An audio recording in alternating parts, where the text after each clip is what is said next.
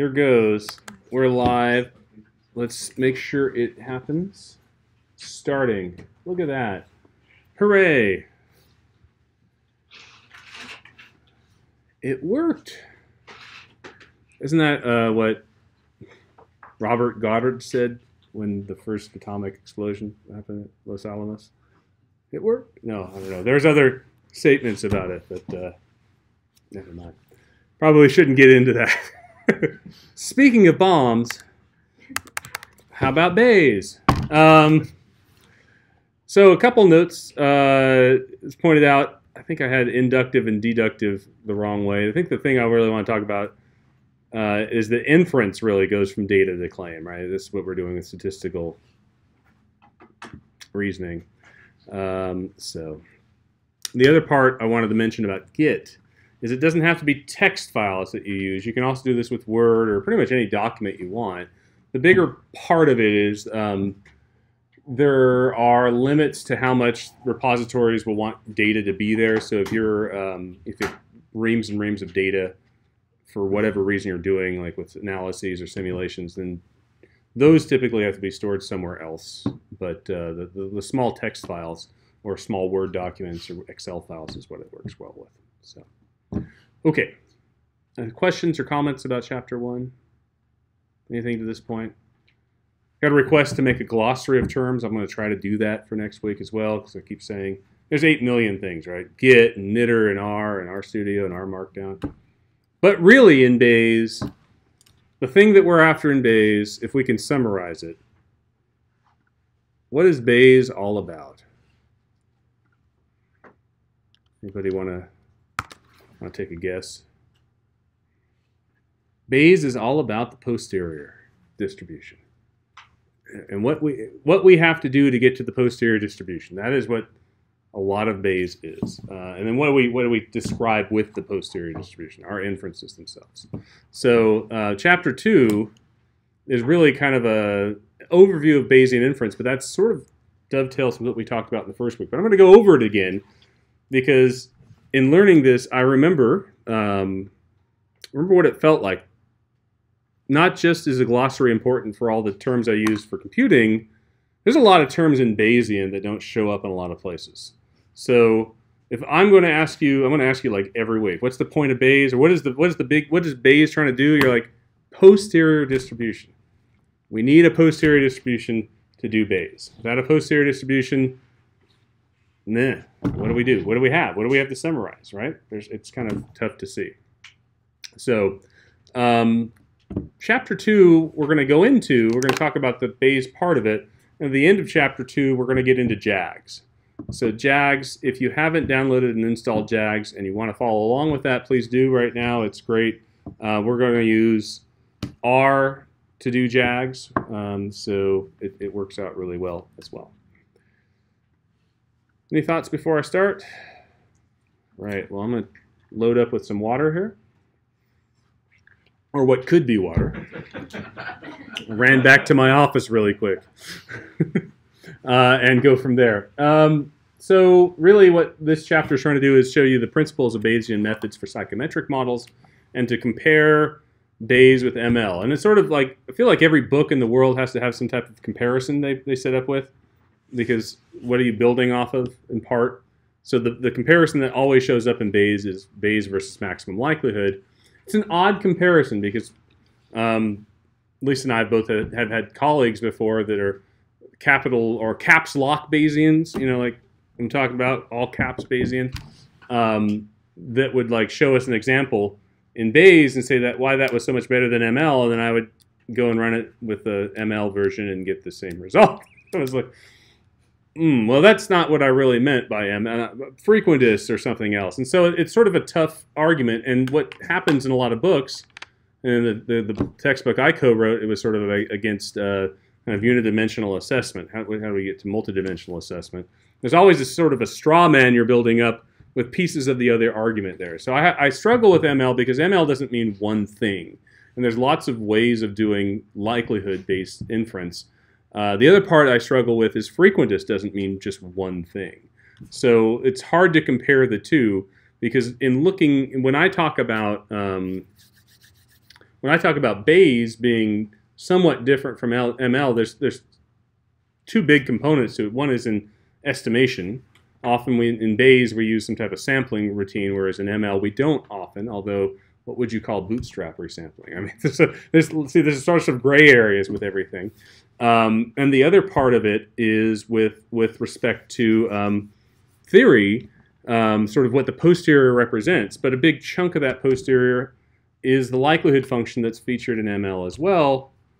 And so everything that goes along with asymptotics of ML goes along with Bayes too. So it's sort of, those are the two comparisons. And after that, then you get into, okay, so what philosophically is different if the numbers turn out to be the same under large samples? And that's where I think there's a little bit of difference, but if the numbers are the same, you know, I don't know, I'm sort of, there's part of me that's like, it's no big deal, but part of me is thinking, well, there's parts of Bayes that do work really well in certain situations.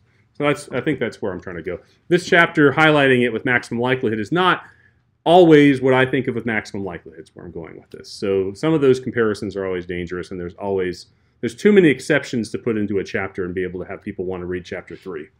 So I get where they're going with it.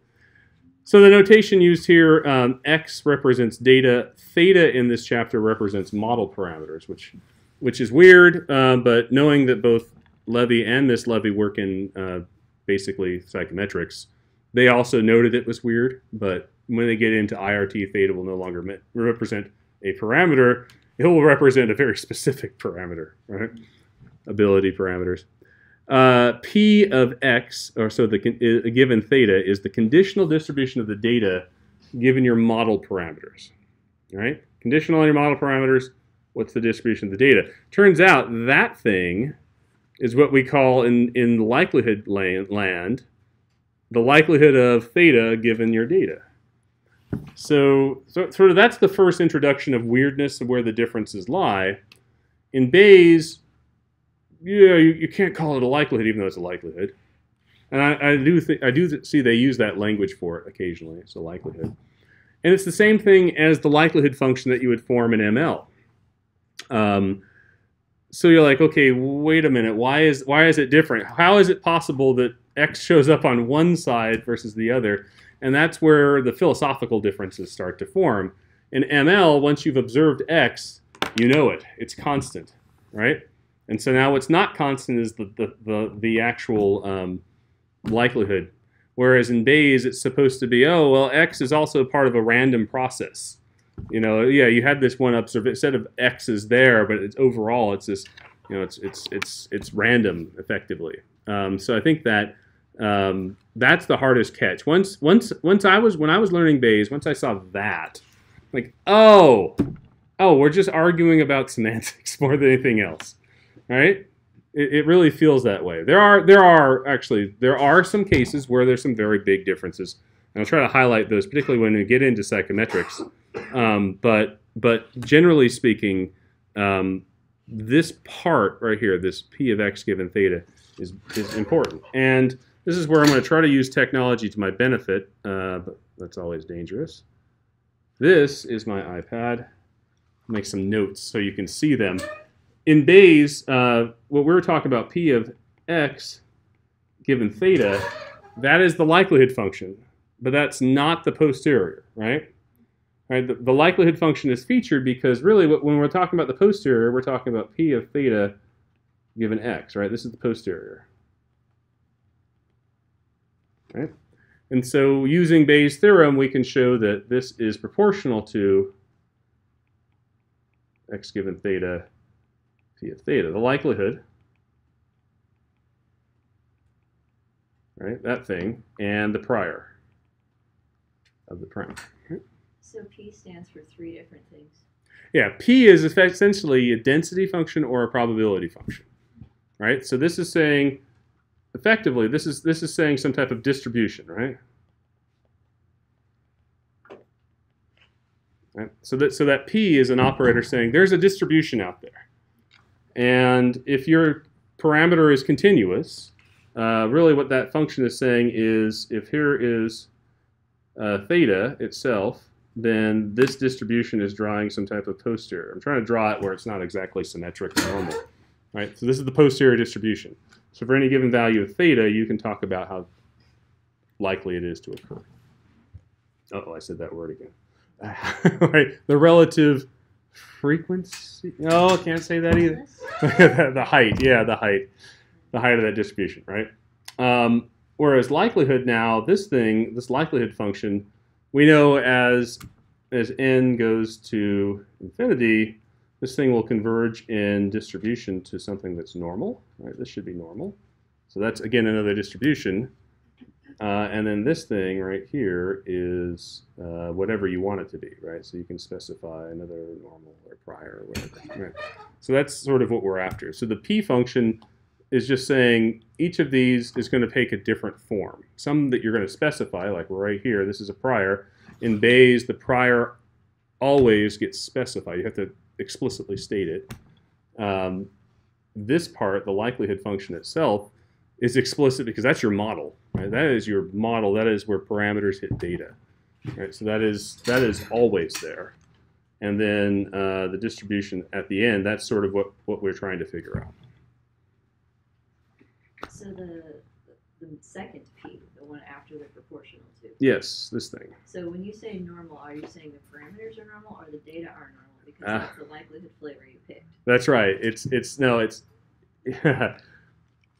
depends. It's the data. So in this case, it's talking about data itself, okay. Right? So if you think of like a CFA model, right? What it works out to be when you go and look at the likelihood function is because you have normal error and normal factors.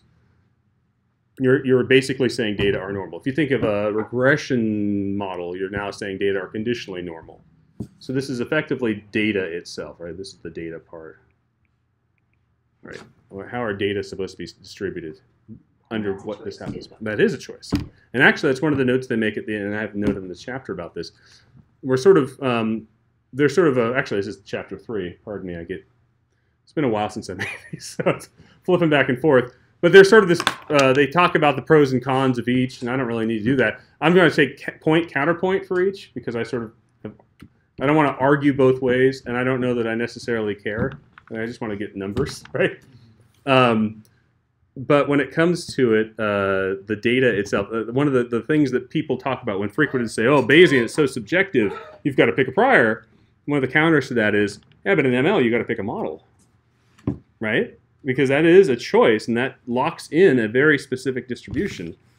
And nobody talks about that being like a choice, but that is a choice. So what do you use? If you've got 5-point Likert data, do you use a categorical item response model, or do you use a CFA model for it, right? That's sort of the Bayes counter to the ML. Hey, you've got to pick a prior. So, an ML's counter to that? Well, yeah, you've got to pick 2 things in Bayes. Only one in ML. So, anyway, I don't care. Maybe I should care. ML specific. Data are random. Parameters are fixed and known. That's, in theory, the reason why data are random, we say that is in the long run, this is where the long run frequency comes from. If you think of random draws of the data from the same population, where that comes from. And what are the values of the parameters that yield the highest probability of observing the values of data that were observed? That's essentially what you're doing with the likelihood. The ML estimator, right? What is the ML estimator? That is, if you're into the stat thing where you can create what is the most likely version, take a likelihood function and figure out with calculus, if you wanted to, what the most likely value of a parameter might happen to be. That is the estimator we're talking about here. And it doesn't have to be calculus. Not everything's tractable, so you'd have to otherwise use other optimization. But with the data having a distribution, this estimator itself is the random variable of interest. That's the hard thing to think about. If you look at ML from a Bayes perspective, you have to have that to say that Bayes is different, right? Because really, we don't think about that when we use ML. If I'm going to go and use, let's just say I'm going to use a regression model, and the least squares in ML converge for simple linear regression, right? I just think I've got a point estimate of a parameter, but really we're talking about the behavior of the estimator itself over the long run is where we get the asymptotic properties. And that's the one catch I feel like that needs to be there. It's a semantic decision, though, I feel like. And I'll also make it, well, I won't make that. I'll stop there. Standard errors also give uncertainty in the estimates, and asymptotic theory gives rise to the calculations of parameter estimates, right? Standard errors, right? So often in ML, we say, hey, as n goes to infinity, then the covariance matrix of our parameters becomes normal, or pardon me, follows a very specific form. It talks about the assumed shape of the sampling distribution parameters. So as n goes to infinity, the parameter converges in distribution to a normal distribution. And then with that, you get the other part. You get a distribution for hypothesis tests. It's a test distribution. That should be a reference distribution, I think. And then also similarly, you can talk about building confidence intervals around parameters as well. But you'll note that ML gets all of that, again, through what I like to call nature, right? That's just because of math that happens, right, in the long run. It doesn't necessarily say what's going to happen for your data set, but you know that as your typical sampling theory is as your sample size gets very large, you're very confident that you're approaching a big chunk of what that population looks like. So you think the behavior of other repeated samples will be very similar to that. I think that's it. Did I miss anything there? So my gloss over of ML is going really quick here. Go ahead, anybody. Okay. Because I'm wrong a lot. It's okay. I'm okay with that. Comfortable with my own mistakes. It's frustrating at times, but not your fault. It's mine. So under ML philosophy, as noted in this book, and this is where I'll say that I think this might be their characterization of ML philosophy. I think it's largely accurate, but I think if you get specifically talk to people who might be, I don't know that they exist anymore, but I heard of stories of stat departments really having these infights between Bayesians and not. Have you heard those stories before? Maybe that's my generation. But Florida State, did you have any issues with that? A little, yeah. So it's like the history of things where Bayes was sort of out of flavor for many years and sort of came back. It's kind of like in psychology. I grew up in psychology departments. You had the behaviorists and then, cognitive people that came along afterwards, and sort of that battle. So I think if you go and take the people who may have been around before, you would see they may differ with some of these points. But the point estimates of parameters, standard errors, and their confidence intervals are thought to be fixed, not random, right? But that's because, again, it's sort of the idea that this is sort of behavior of what happens over the long run.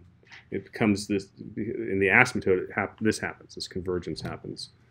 So that's why it's hard or difficult to discuss about them probabilistically. How do you talk about something fixed that's not probabilistic? Well, there's uncertainty in each of those, right? So that's where I get for it.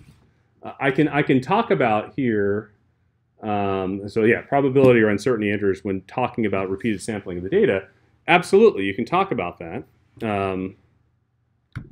And the key to making it work, saying the counter of Bayes, is that uncertainty statements and uncertainty really refer to the parameter estimator, not the parameter itself, which is very hard to disentangle. I remember getting to that part of math stat and thinking, I'm done.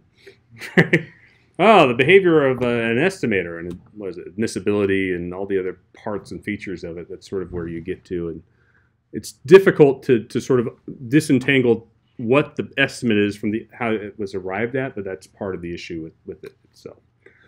But basically, this supports deductive arguments from parameters to data, but does not support the inductive arguments from data to general. That's sort of the knock on ML. But a lot of times what we end up doing is that latter part. And so when I say, hey, it's all about the same, especially if the numbers are the same, and we're sort of getting it, this is the key part to me that's the weirdness of Bayes versus ML. If you take a very simple model, like the one I'm going to show you today, if you can phrase Bayes and ML and get the same results, and you can build similar intervals between the two, and what you're telling me is under Bayes, even though the numbers are the same, under ML you cannot necessarily do the inductive argument from a strict point of view, but in Bayes you can, and the numbers are the same. What's the big deal, right? Where is the difference? But that's part of where the big deal lies, the inductive versus the deductive. And the reason for that last statement we're going to see in just a moment, actually I'll just put it right here, is because when in Bayes, remember what's the point of Bayes? Posterior. The posterior is explicit with respect to that guy, the parameter, right? That's where it is. Okay, so now I'm talking specifically about the parameter and the behavior of that parameter rather than in general or in the long run or anything else like that. So I think that's where the rub comes in for Bayes. Thoughts or comments on that? Is that weird or is that counter to what you think? This is where the discussion part comes in, because this is where caps lock Bayesians, I'm going to call them that, caps lock Bayesian, you know what I'm talking about? Hit caps lock, and it's like this. It's a message, my computer. That's it, Bayesian, right, with all caps. I feel like that's where a lot of that argument from Bayesians happen to be. Is that, what do you think? Lisa, what do you think about that? 6 and 1/2 dozen of the other. What I like about Bayesian is it lets people do what they kind of want to do instinctually. Like they want to interpret confidence intervals as a probabilistic statement about the parameter you're trying to estimate. You can't do that, but Bayes lets you do exactly that. So it kind of goes along with your intuition. Yeah, I think that's it. It makes you feel like you're clean the whole way through. The hard part I have with that is if the interval were to be the same, and in one method you could, and one method you couldn't. That's the hard part, right? It's more or less a technical discussion. That's right, yeah. When one of my students says, "Oh, the probability is this," I mean, you're wrong, but I know what you're saying, and you're quantifying your uncertainty in some way. Yeah, that's right. Exactly right. Yeah, no, I think this is a good part of the discussion. Anybody else want to join? I'm going to lean on Lisa or Ariel. Do you have any thoughts? No. To me, there are tools. They're yeah. So I pick the tool that is best suited for the show about car. That makes a good point. The other point about tools are, I try not to hate the tools. I hate the tools that use them. Sorry. I'm just kidding. No. I had to say that because that I've had a lot of experience at my previous university for saying that way back in the day. But no, I think that's it. I think sometimes you want to do Bayes, sometimes you don't. I do agree. It makes me feel clean. Like I have this. Oh yeah, I probably shouldn't do it that way. I should probably floss my teeth more. You know, there's lots of things I should probably do. But you know, get my oil changed on time. Anyway. Okay. Bayesian specifics, I think to me, I just summarized it. The key is that the likelihood, key to me was when the likelihood was the likelihood of the data given, or wherever, likelihood function in ML became our conditional likelihood of data given parameter. That's where the light bulb went on. I'm like, okay, man, maybe that's because I grew up more as a frequentist or an ML person. And, you know, even though when I got into Bayes, I was still ML, but I was sort of, Bayes was my shortcut to optimization problems. It was a tool to get around waiting forever or not being able to get things to be done. So I feel like that's part of it. The likelihood function, to me, again, is central in Bayes. The arguments about priors that you're going to find, which is always, I think I mentioned this the first class, whenever you specify a prior, the first question is always why? Why? But at some point, though, all that takes a back seat because if you have enough information in your likelihood, and then by, what do I mean by information? You've got lots of data, right? The prior starts to take a back seat to everything unless it's obscene, or it's like, well, I know, I'm going to go and run an analysis where the prior has its variance of 0.00001, right, or something like that, where it's hard to move off of where you set the prior. Most of the time, for most cases, priors get overwhelmed by data if you have a fairly decent sample size at all. So, Bayes treats all parameters as random, which is awesome. Now the key, this is one thing I brought up in the last class as well. In ML, you may have a parameter, and it may end up with a distribution, but that's not because it's random, right? It gets that distribution through asymptotic theory. As n goes to infinity, that parameter gets a distribution. Whereas in Bayes, you specify the distribution ahead of time. And now here's the funny thing. the word all shows up, and that might be me putting that there rather than in my paraphrase of the text. It may not show up in the text. Again, there's no black and white when it comes to analysis, and most of you have done enough analyses to know that. When you run a factor model, when you run a multi-level model, what do you specify about the distribution of some of the parameters? In your multi-level class, when you get a random intercept, what's its distribution? Normal. Right? And yet you use but you're using ML to go and summarize it? What's that all about, right? So there's sort of a gray area. When you talk about all, that's talking about when you do full Bayesian, or sometimes people call it fully Bayesian, when all of the parameters are random.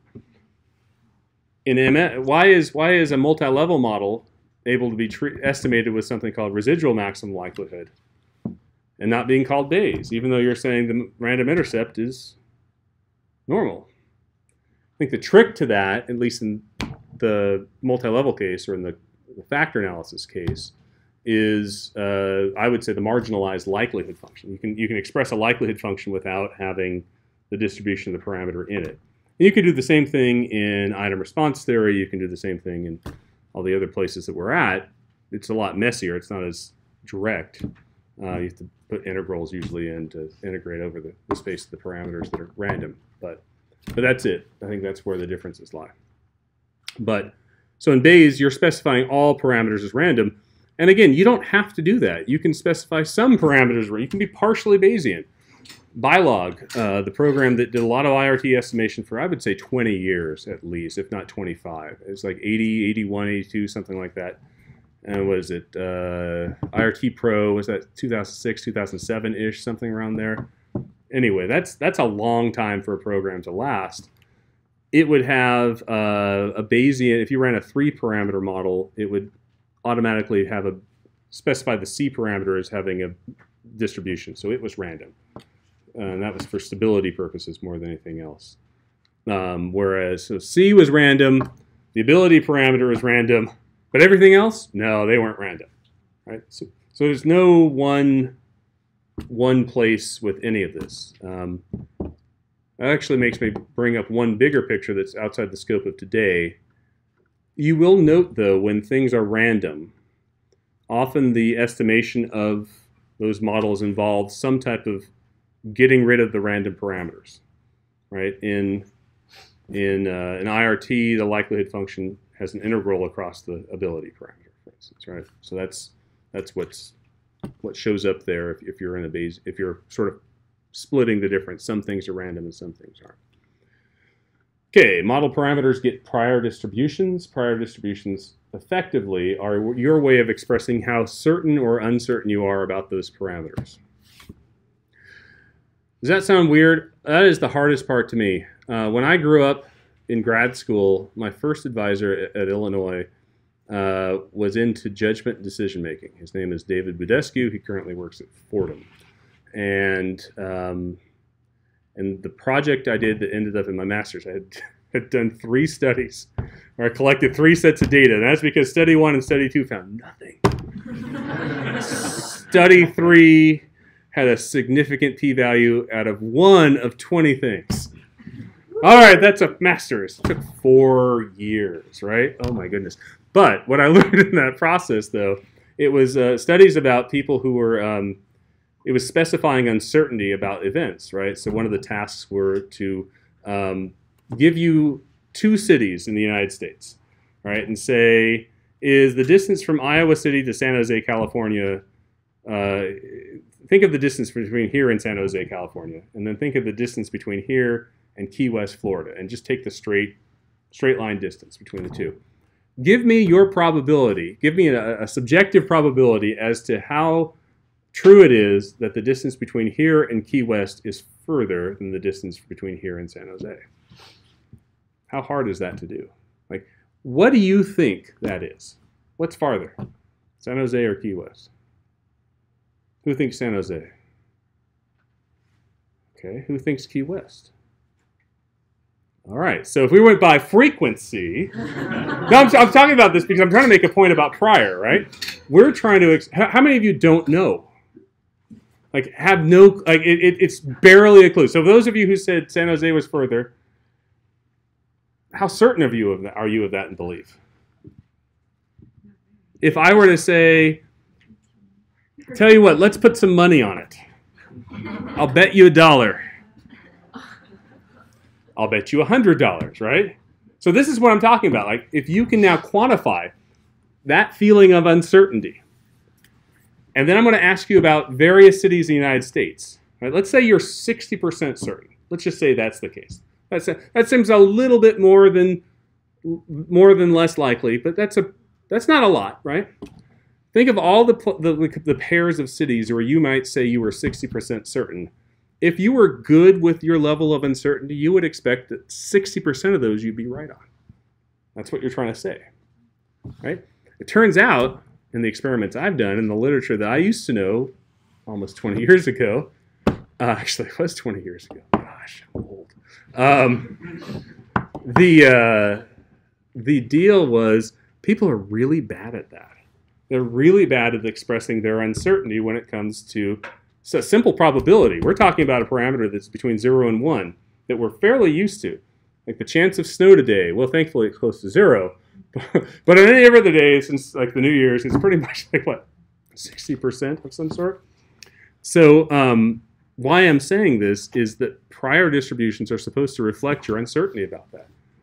And so part of my shtick with Bayesian, and when I talk to the caps lock Bayesians, I talk about how wonderful priors are, and I think how bad we are as human beings at quantifying our feelings of uncertainty.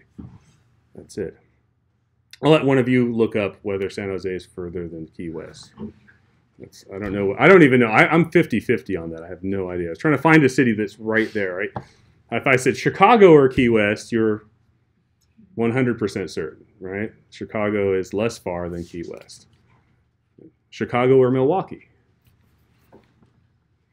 It's tougher, right? Anyway, point being, this is what it is. So, okay, so let me ask you this. Who wants to volunteer to be a participant in my class?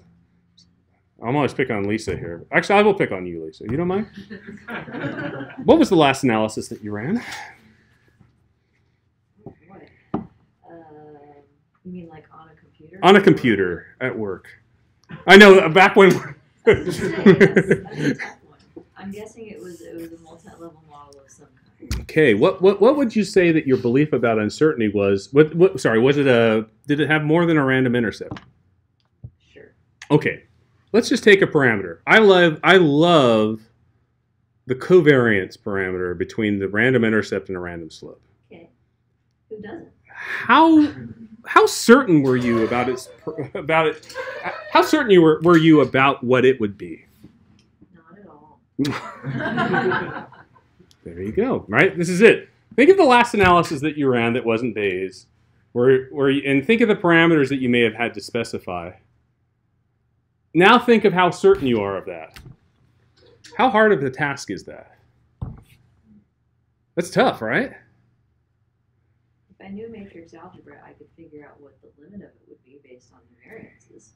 But You'd be in what we call, well, depending on the model, that is what is represented by what's called a Jeffreys prior, effectively.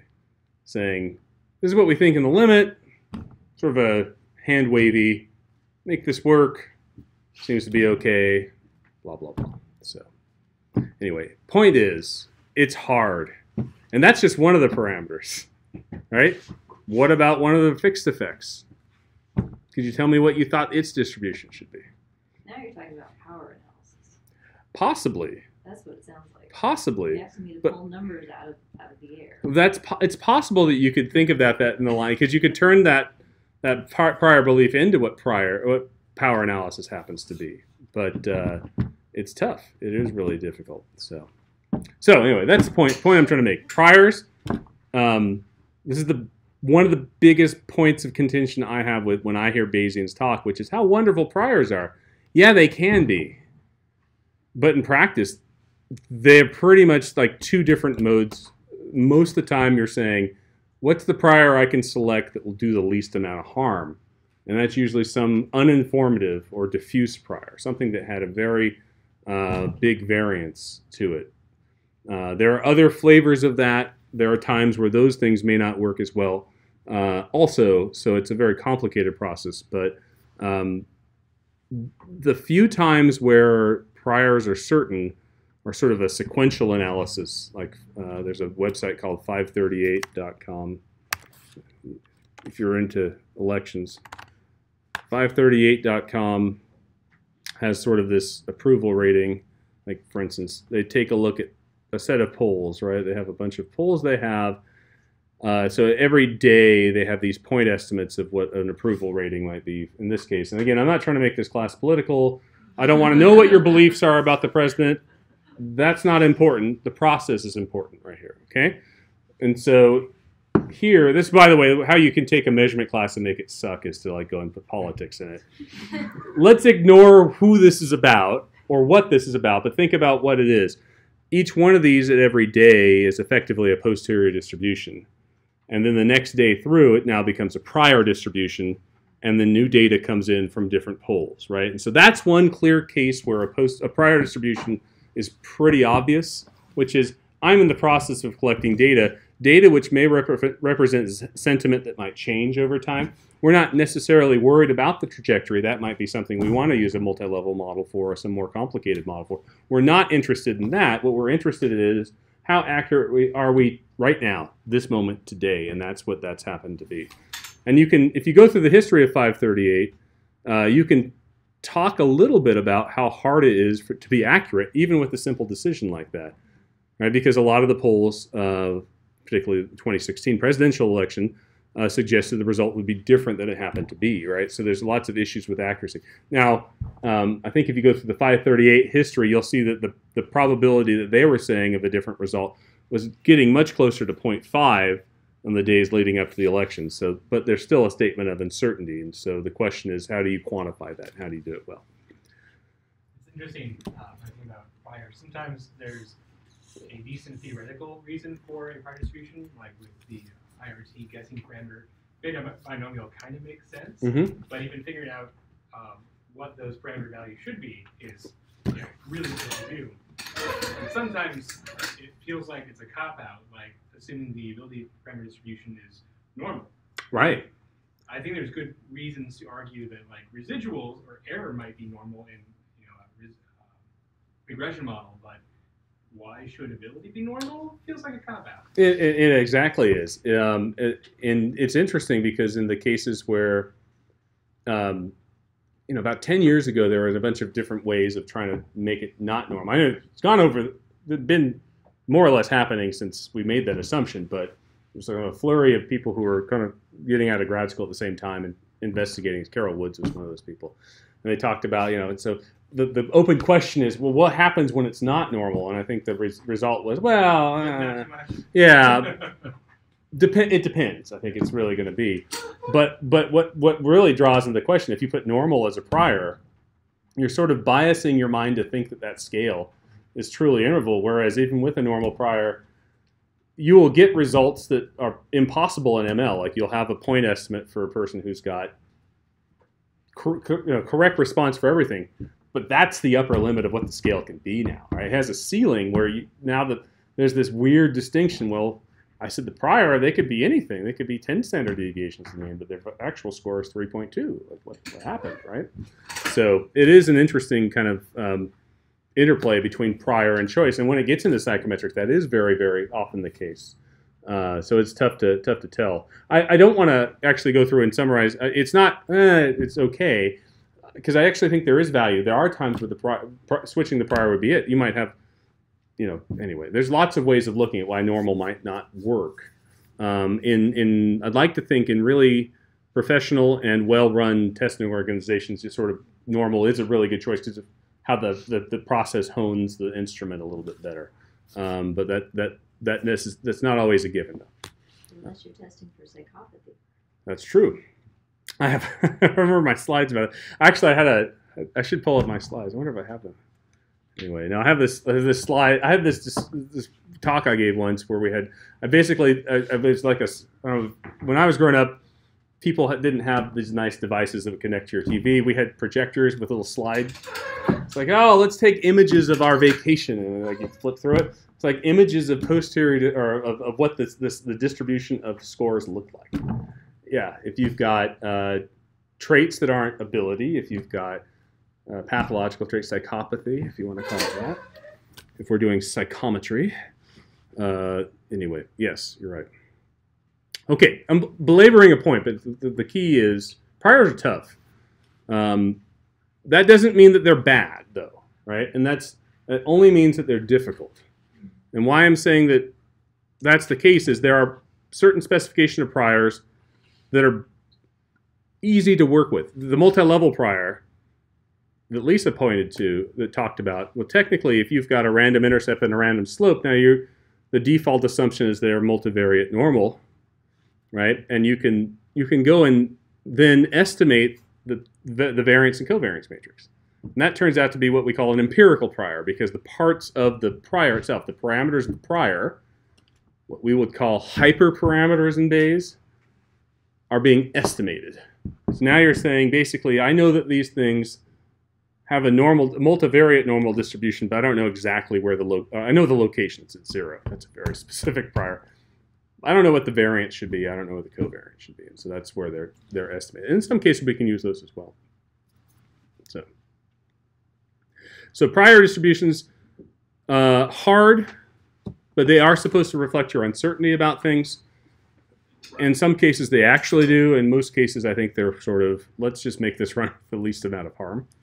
But the posterior, why that's important is because, again, posterior is a blend of prior and data right there. I thought it was on Do Not Disturb, but I just got a little drop there. Really not what I thought it was. So, okay. Bayes Fest. So let's get into a model here. One example of this is, let's imagine we have capital J Bernoulli random variables. A Bernoulli random variable is a variable that can take a 0 or a 1 and it has with probability, the PDF, I guess probability mass function, if you'd like to call it that, since the data are discrete, it has one parameter, which is a probability. All right, so let's imagine we have a set of those, and we have a parameter theta that represents that probability. Then the conditional distribution of the data given the parameter. So this, again, this is the likelihood. This is what we would think of the likelihood for any one variable j. Right, so this is one of the set. Little j of the set of capital J variables is given by the probability raised to the value of the data times 1 minus the probability raised to 1 minus the probability of the data itself. As you can tell, what this basically does is says, here's the probability you observe a 1, right?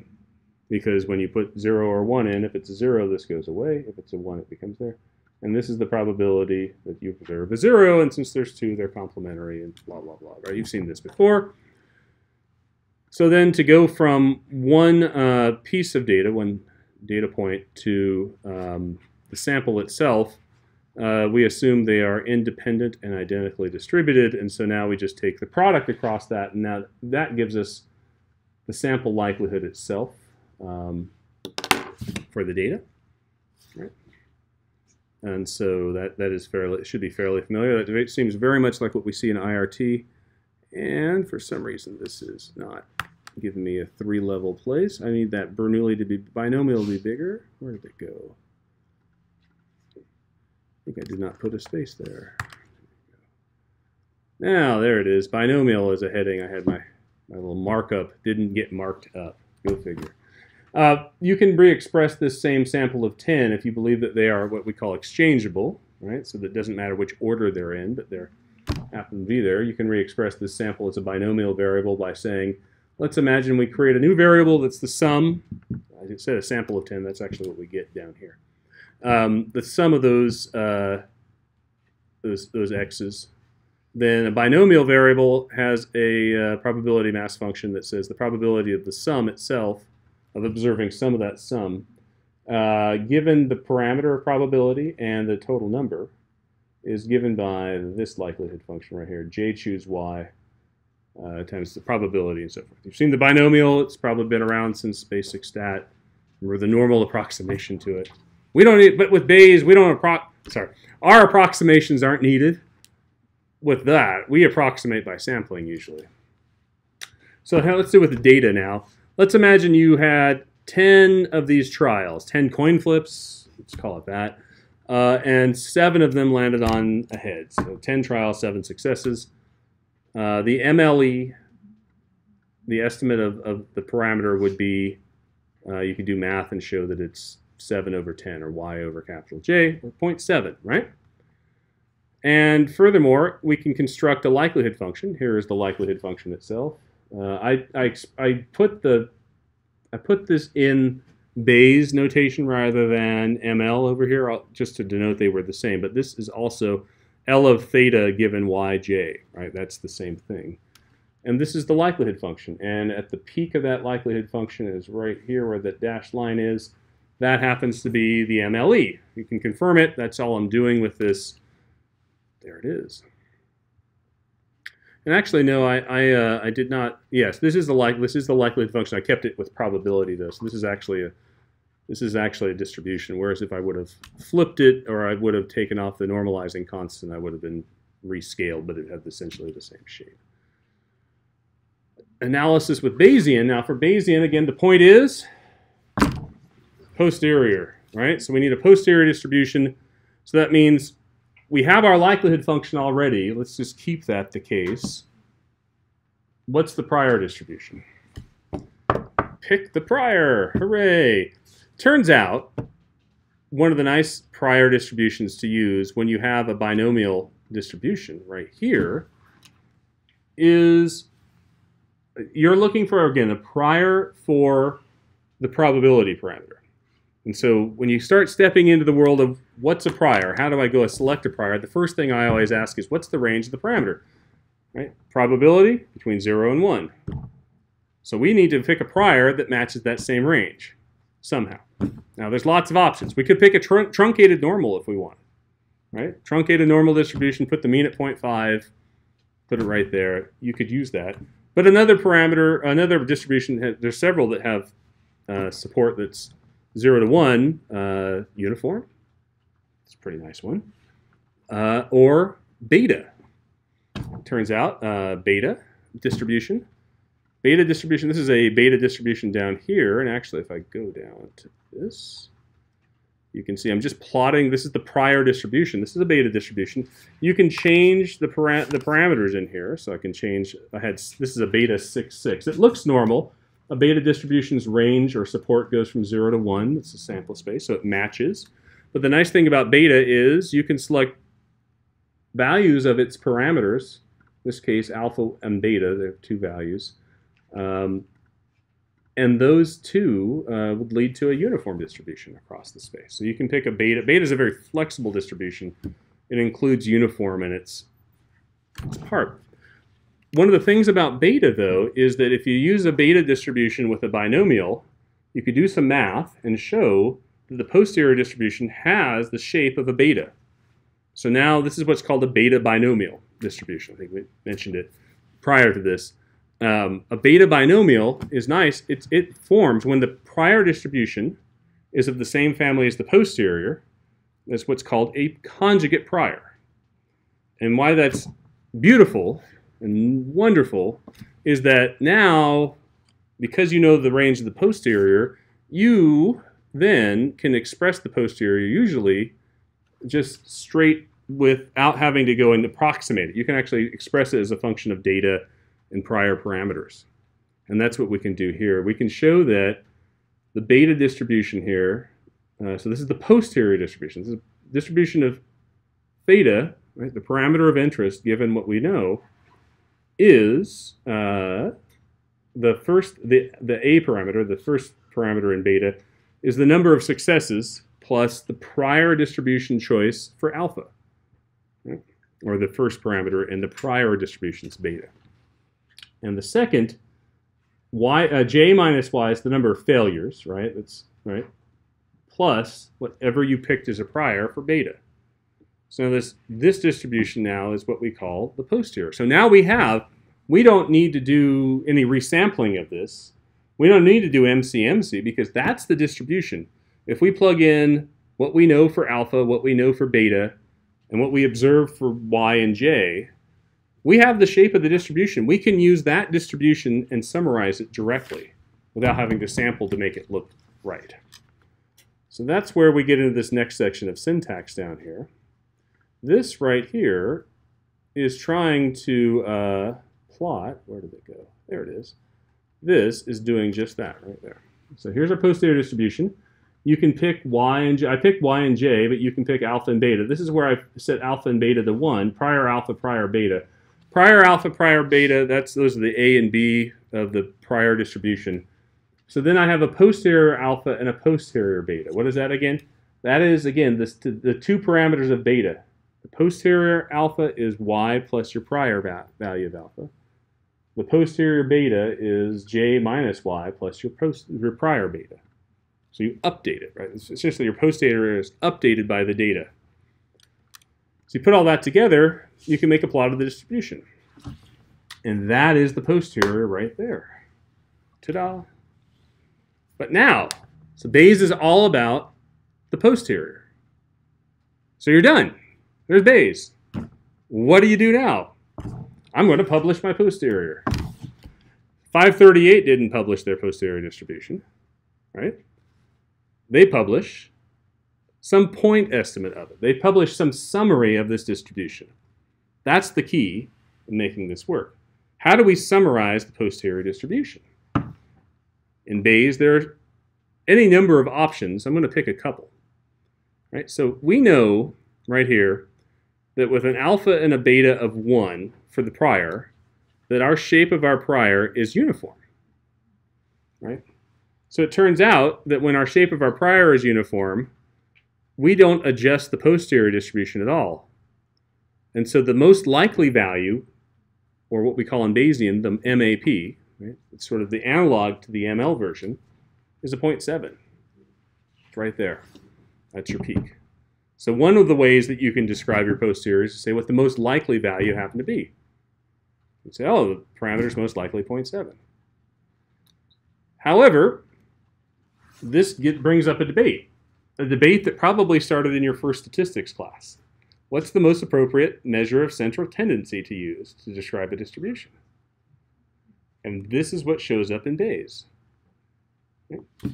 The EAP, in this case the green line, is the mean of the distribution. Because you've got slightly skewed, it's slightly negatively skewed, right? The tail goes negative. Because it's slightly skewed, the mean is slightly less than the mode, right? And if you were to figure out the median, it would be somewhere in the middle as well. So we could do that. Let me go to that chunk. If you want to know the median, you can do, I believe it's, is it P beta or Q beta? The probability is 0.5, and we do shape 1 is posterior alpha, shape 2 is posterior beta. We run that. The median is somewhere in between, right? 0.676. So now, what do you do? I don't know. You can report all of them, report some of them. But the key is this. That's your posterior distribution. Somehow you want to express it as a number that you can go and make inference based on. Right? Either way, these aren't very different. And in fact, if I had observed 100 trials with 70 of them being success, so the same rate, take a look at what happens to the distribution. Now the MAP and the EAP converge, right? Because now it's become symmetric. Right, so data start to overwhelm. And you can, by the way, play with these numbers all you want as well. You could pick a prior where prior alpha is 10. Play around with this as well. This is one of the reasons I like RStudio is you can play with the shapes of things and see how it works out. So there is no resolution to this, right? You sort of have to think about the parameter itself and what you're using to describe it. it probably throws research synthesis for a loop, right? Because how do you go and synthesize a bunch of research when parameters are from non-symmetric distributions?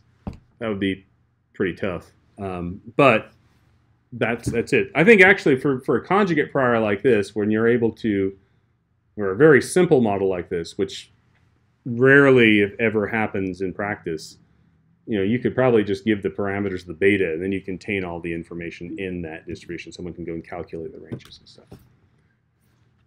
So let's first talk about what it looks like when we compare all the likelihood functions.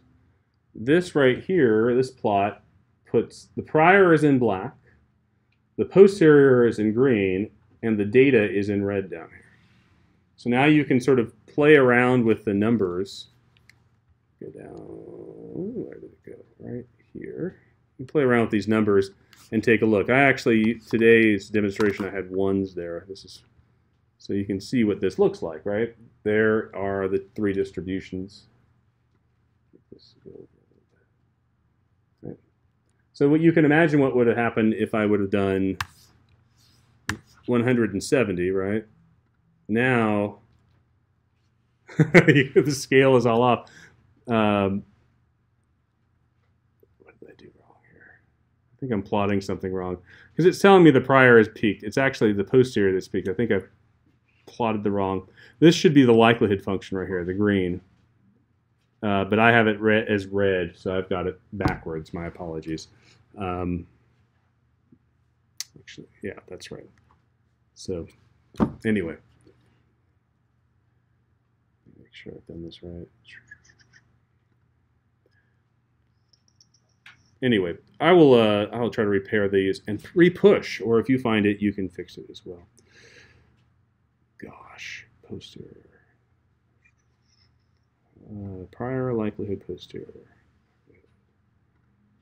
Yeah, what I'm calling likelihood is, oh, I didn't hardwire this, that's why. This is why. There it goes. Nope, I didn't do it again either. Somewhere I hardwired the 7 and 10, and that's part of my issue. So I'll have to fix it and repost it, but I'll do that later. Point being, in a case like this, whenever you have lots more data, as you can imagine, the likelihood function for value is much more peaked. And so it's going to overwhelm the prior. When you have 10 observations, it's not a whole lot of data.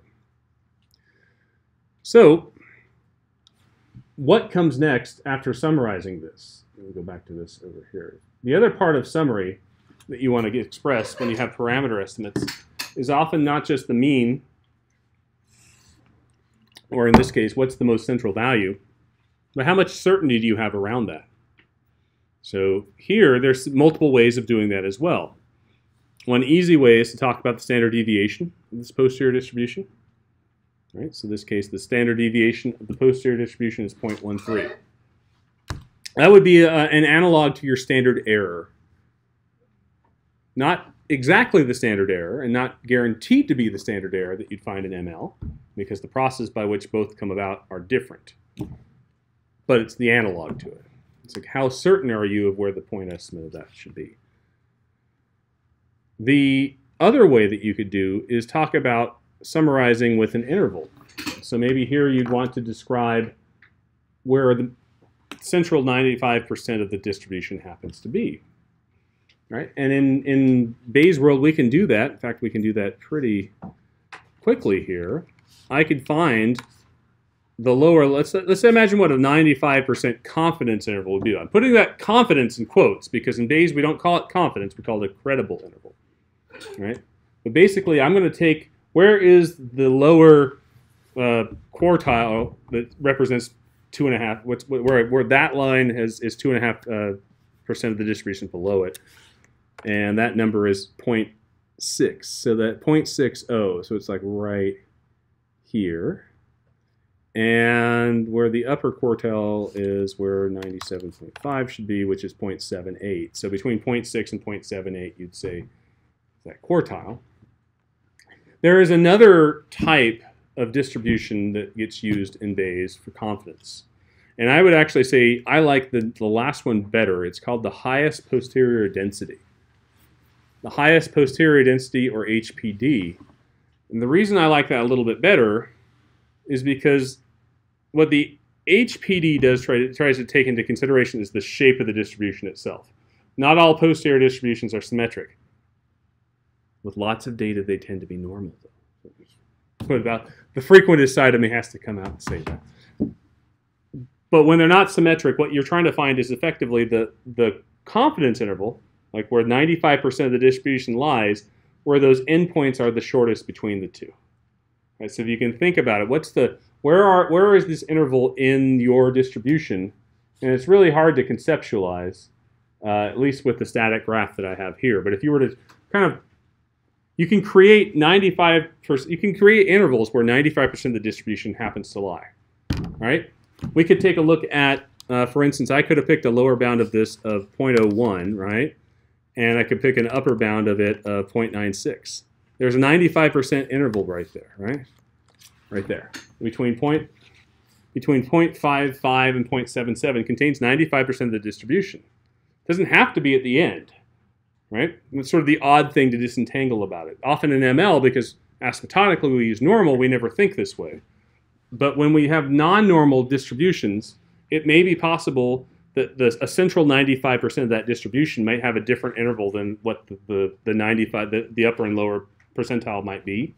So this is basically saying what is the interval of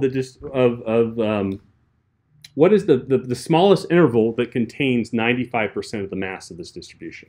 It's the highest posterior density is what it's called. And so in symmetric distributions, HPD and credible interval align. Right? For normal distributions, you would find them to be the same. For non-symmetric distributions, this is a little bit of skewness to it, we end up having them not align. And in really, really weird cases, they can even be non-contiguous. But that's not the mode of what we're going to find in most of what we do here. So, questions? Like in a bimodal, we'll try to capture some from each. Yeah, if you have a bimodal distribution, often there's something else wrong. At least for the classes of models that we work with.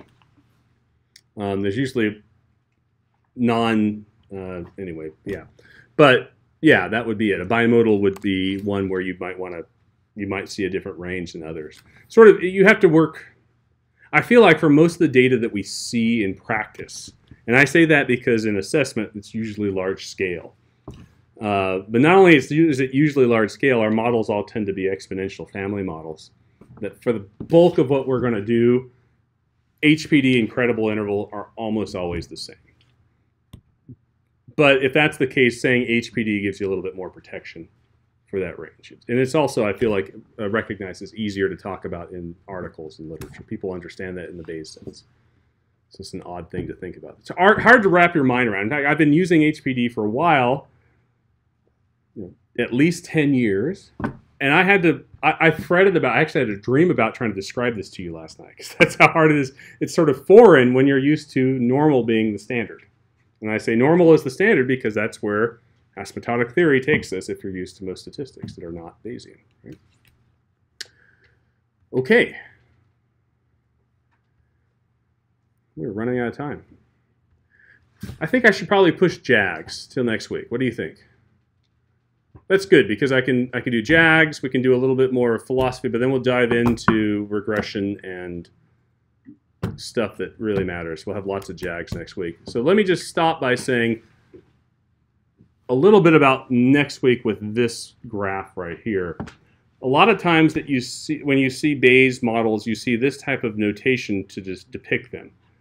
I tend to not find these useful, but a lot of people tend to like them. This is what's called a directed acyclic graph. It is, hang on here, get my talking points in order here.